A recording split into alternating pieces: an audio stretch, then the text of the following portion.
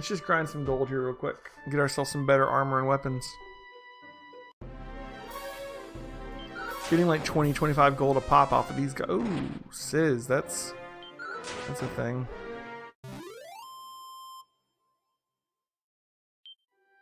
Thankfully, we should level faster here too.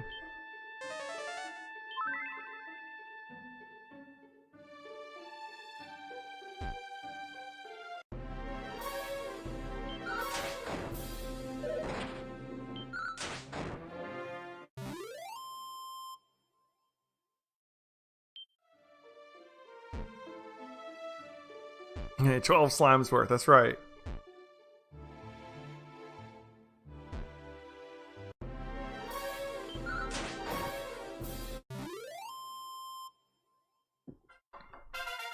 Alright, level up.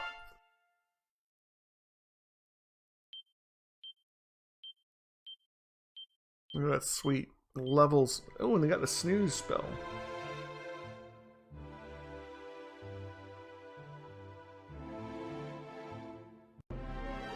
Here's a new one. A prestidigitator. I prestidigitated him with my sword. I don't think he liked it.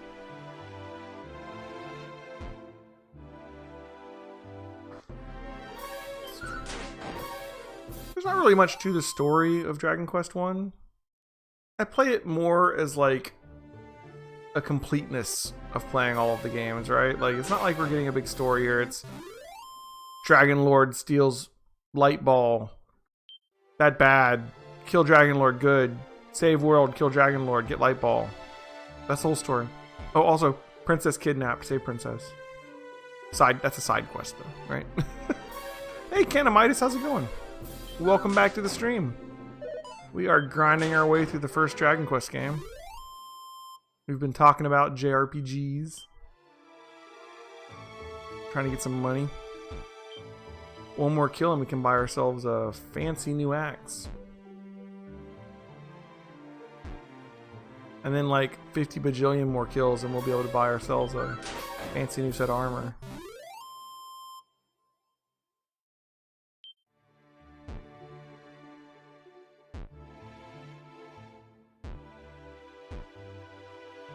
And then start waiting after we get slightly better equipment and maybe another level.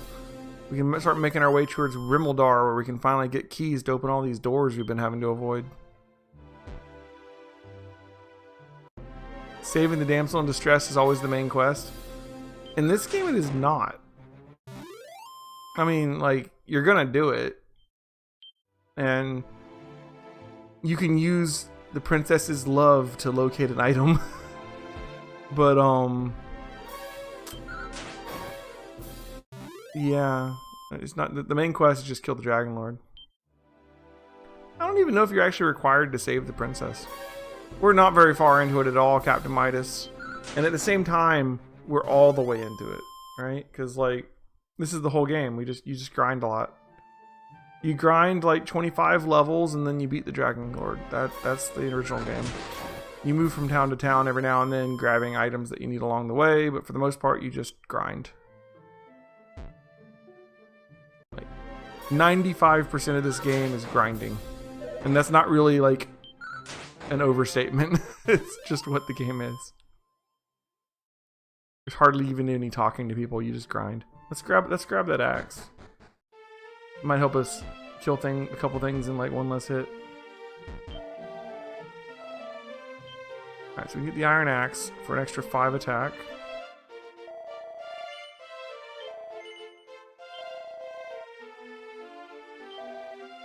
We'll go ahead and sell our old weapon. Copper sword did us well for a while.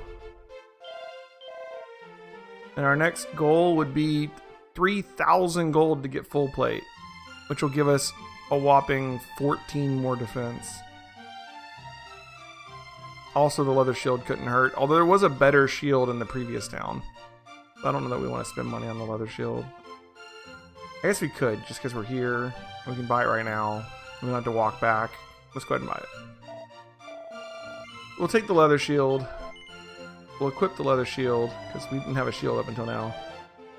And then we've got to earn 3,000 gold to get our defense up the rest of the way. And then we can move on to Rimmeldur and start getting keys and etc, etc, etc.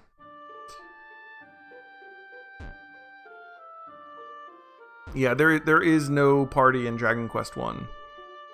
You are the Dragon Warrior. Parties are for people that have friends. No, you didn't actually get a party in Dragon Quest until the second game. You are a one-man army on a quest to rid the world of a Dragon Lord. And that mostly involves just killing random monsters for money until you can afford the armor that you need, so that you can go into the right dungeon and or marsh to pick up the items that you need, so that you can get to the Dragon Lord. And then like grind 20 to 25 levels so that you can kill the Dragon Lord. That's the whole game. There's hardly any dungeons in it. There are a couple of interior areas that we will go to. I mean, technically, I guess they're dungeons, right? There are some tunnels and or caves that we will inhabit for a short period. Those guys are worth a lot of slimes.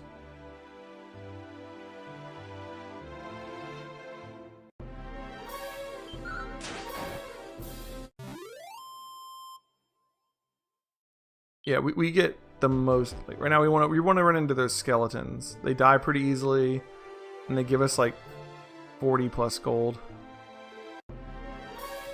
We'll have armor in no time if we keep killing those guys.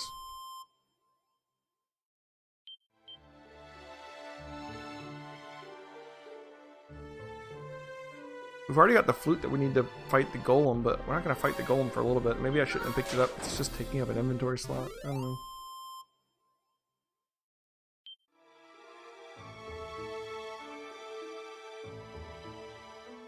Yeah, the speedrun of this game, they manipulate the random number. They manipulate the random parts of the game so that they skip all the fights they don't want to fight. Only run into like metal slimes out in the world and then like always crit them. Killing one metal slime takes them straight to level 5. Killing like 2 more gets them to level 6 or 7. So like they level up super fast. So skipping all the random battles and leveling so quickly that it basically doesn't matter, they beat the game in like 30 minutes flat. So that's about right. If you take out all the grinding, the game's about 30 minutes long. If you leave in all the grinding, the game's about, I don't know, 10 hours maybe? That's an estimate. I'm not sure. It's been a while since I played it last. I seem to remember it being about 10 hours. Like, Final Fantasy 1 and Dragon Quest 1 are both, like, about 10 hours a lot of times.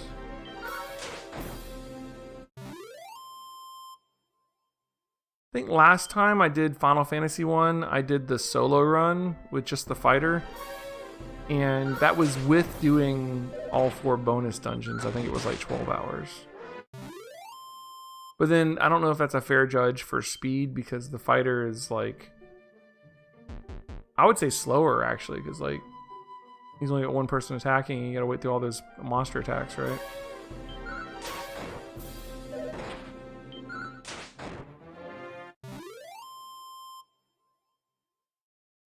Yeah, that guy's great for XP. And money. Alright, we don't have any more heals left.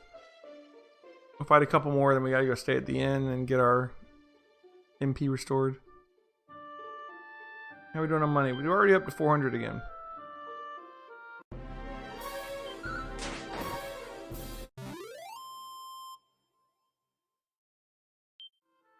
So if we look at our map, which is this button, we are in the top right corner. If you see that the glowing dot in the forest in the top right, that's where we're at. The dot to the west of us, that on that little peninsula, that's where like the rain staff is, I think, which is one of the items we need to make the rainbow bridge. If you look in the very center of the map, that island in the middle is the Dragon Lord. The Dragon Lord's castle is that glowing box on that island in the middle. And you'll notice that it doesn't actually connect on the land. We have to make a rainbow bridge to connect over that little strip of water. And to do that, we need a couple of key items to do that. One of them is the staff, which I believe is up on that peninsula. If you look down south of us right now, I wish I had like a pointer, right? But south of the forest we're in now, there's a cave at the bottom of our little continent here. And going through that cave, first of all, I believe is where the princess is being kept. The second, it'll lead us across the water to the box across on the other side of the water. And then south of there, there's a town on an island in the middle of a lake at the center of that eastern continent. That's Rimeldar.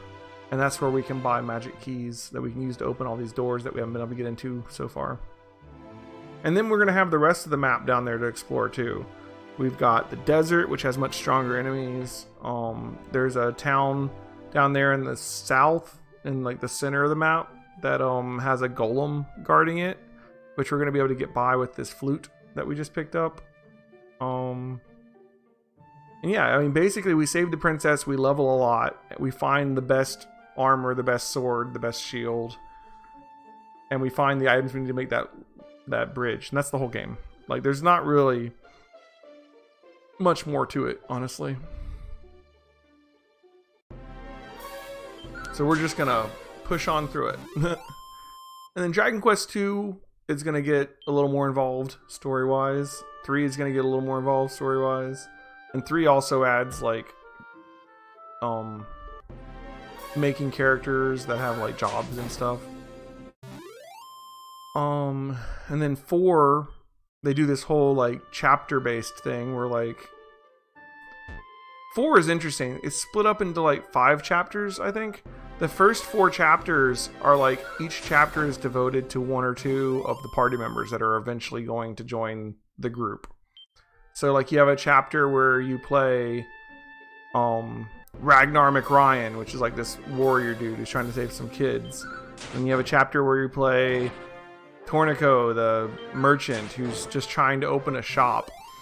So you have a chapter where you play these 2 dancer sisters who are like fortune tellers and shit. And you have a chapter where you play basically this Russian princess, Tsarevna, I forget her name, but and her attendants.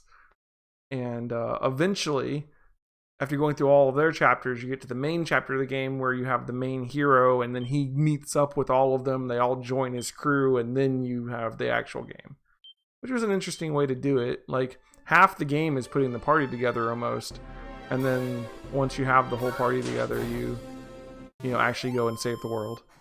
So that's a really fun game.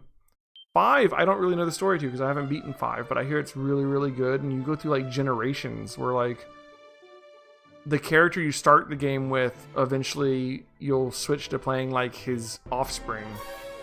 Like, so that's interesting. 6, we'll go back to the class system again. That'll be a lot of fun.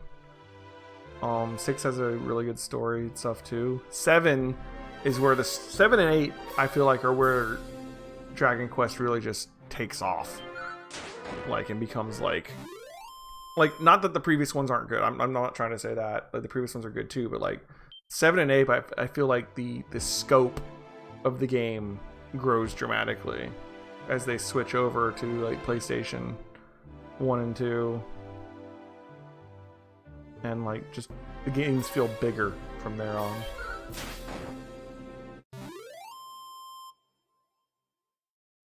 And that's not to make it seem like I'm saying like 6 wasn't a big game. I mean, hell, 6 had like multiple overworlds. There's a couple JRPGs that I can think of that does the generation thing. I wonder if they got that from Dragon Quest V. Like, I wonder which one came first, right?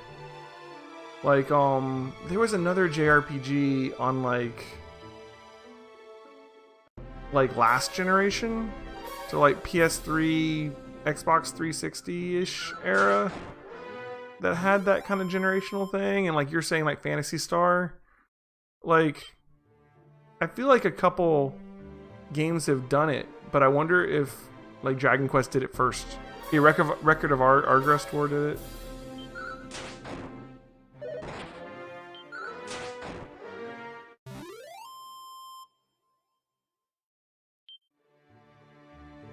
Did they do that in one of the Lufia games? I'm trying to remember Lufia. Lufia had like a intermission in the middle of it, where like time passes, but you don't play like the kids after that. You just it just has like a time gap, I think. Well, Suikoden. Did Suikoden ever do that? I don't think Suikoden did that. That's another series that we should play at some point, though. Suikoden, dude, that'll be awesome. Even if just go through like Suikoden 1 through 5.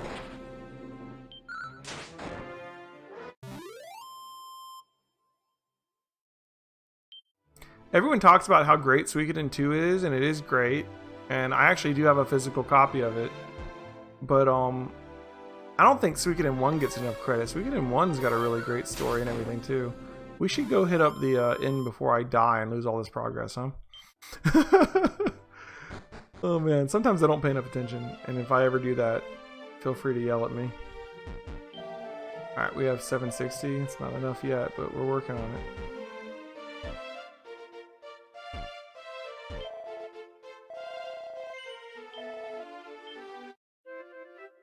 Suikoden 1 is amazing.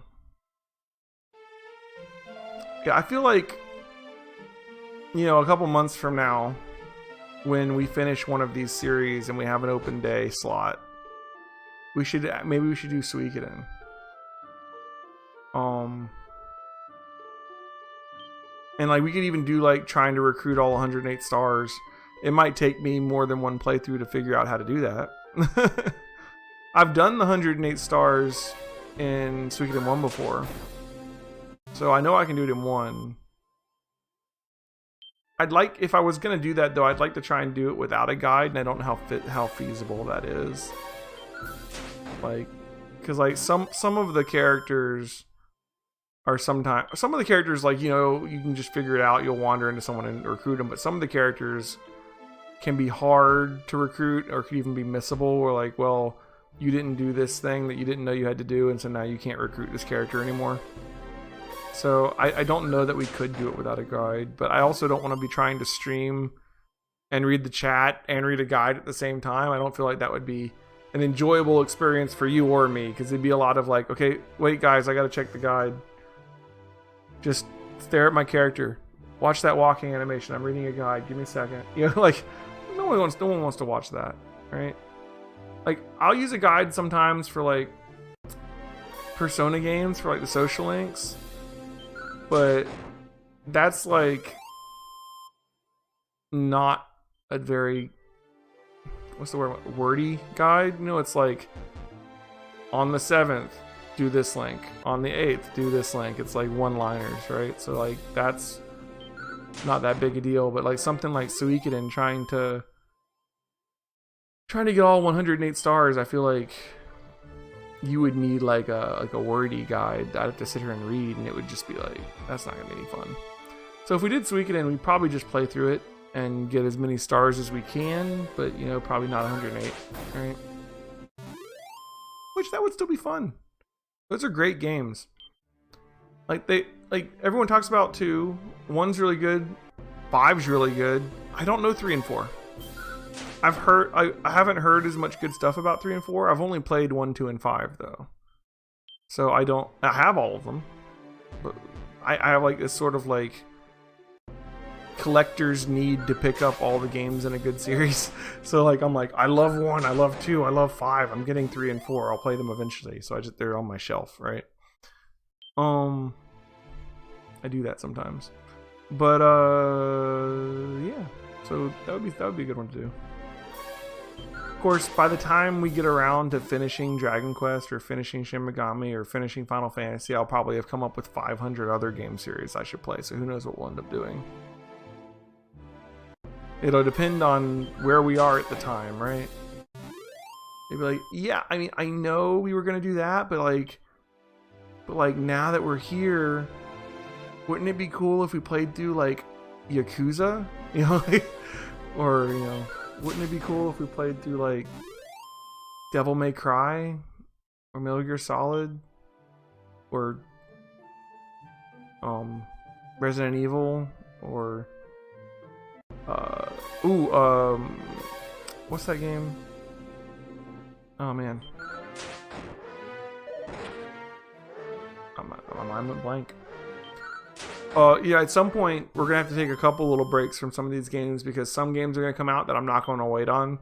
Like if Tales of Arise comes out, we're gonna stop and play some Tales, all right, for a little bit. That's gonna happen. As just an example.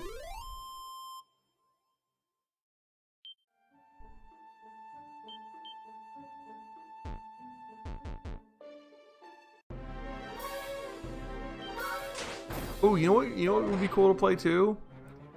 Like all the Xeno games, Xenogears, Xenosaga, 1, 2, and 3.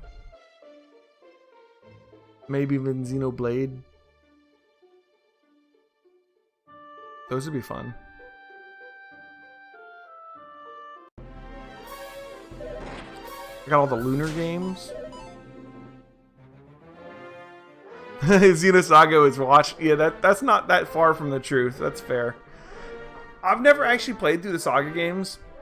I own all of them, and I have watched them before. My roommate in college played through all of my Xenosaga games, so I got to like do homework with Xenosaga playing in the room for like a month, and it really was more like Xeno movie more than anything else. But there is some gameplay in there too. I mean, let's be fair. It's not like you're playing Heavy Rain or Detroit Become Human or something. Like there's gameplay. It's not entirely a movie. There's more gameplay in that than there is like in visual novel games, right? Yeah, I've played one of the Dot Hack games. I own all of the Dot Hack games, and I enjoyed the first one, which is the only one I've played.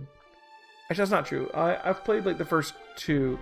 When I say the first one, what I really mean is the first set of them. Because let's be fair, Dot Hack 1, 2, 3, and 4 is one freaking game that they released as 4 games.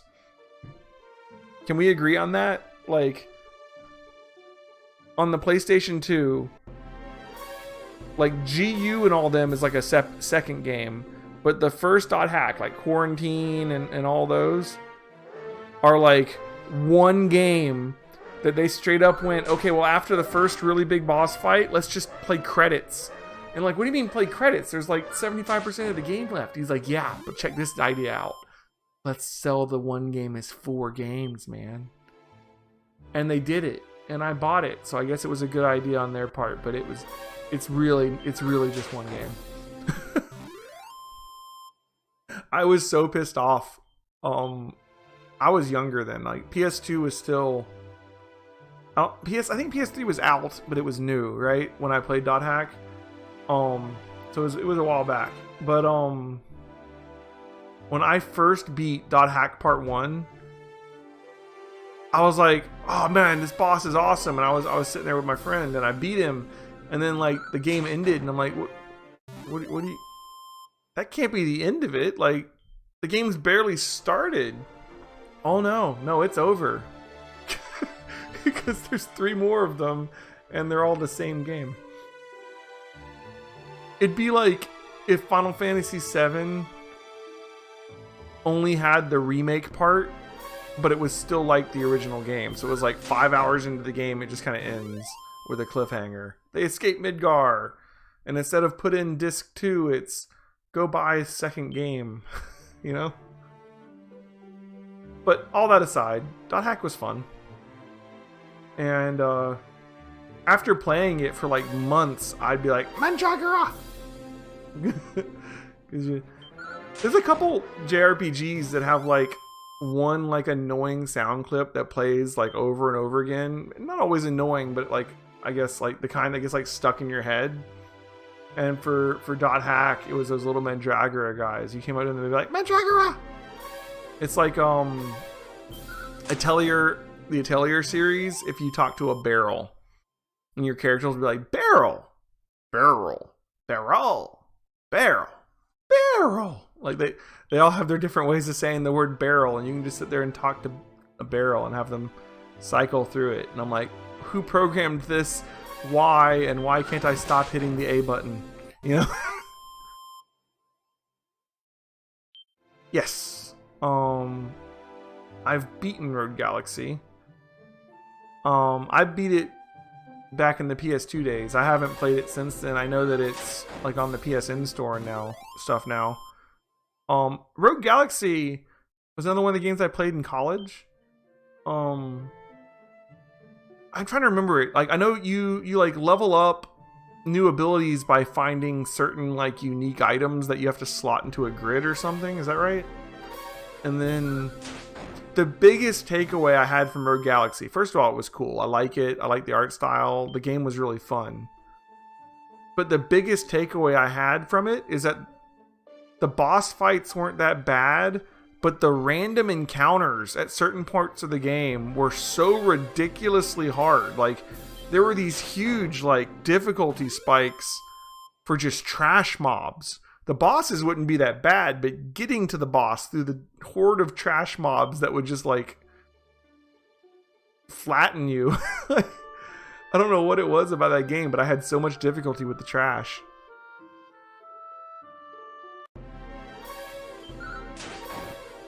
It was a lot of fun, though.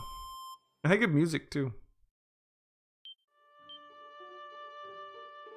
And I liked the system of, like, trying to hunt down the items to get your abilities. It was like a scavenger hunt, almost.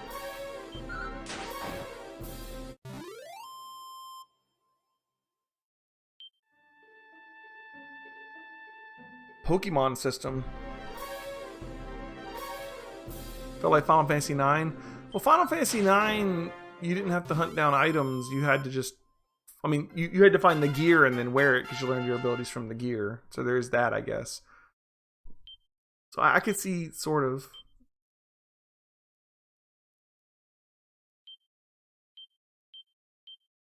I learned the glow spell. Is that the light spell? So I can see in the dark?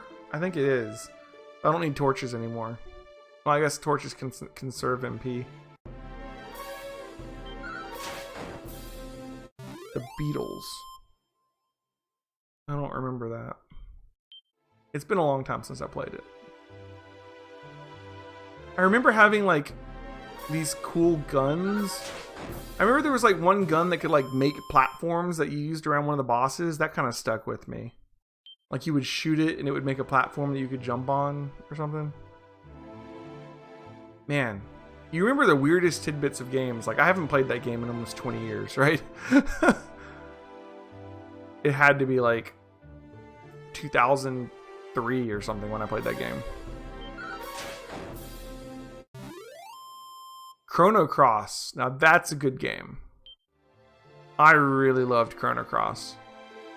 I feel like Chrono Cross was an amazing JRPG that suffered from fans' expectations of it being a sequel. And it is a sequel. There are very clear and very definite ties to Chrono Trigger, especially once you get farther into the game. But it's not obviously a sequel for most of the game. And I feel like fans came into it wanting a Chrono Trigger sequel, and they instead got this really good JRPG that wasn't obvious how it was tied to Chrono Trigger at first. And I feel like some people didn't give it the credit it deserved because they came into it wanting Chrono Trigger 2. And Chrono Cross was awesome. Like, there's a bunch of things I liked about Chrono Cross. Like, I liked how all of your abilities were, like, per fight abilities. Like, you didn't have MP. You had, like, slots with abilities in it, and you could use each one of them once per fight. Or more later, because later you had the ability to, like, refresh them. But, like... a lot of times, I like the ability to just cast a spell. Like, right now I'm healing myself.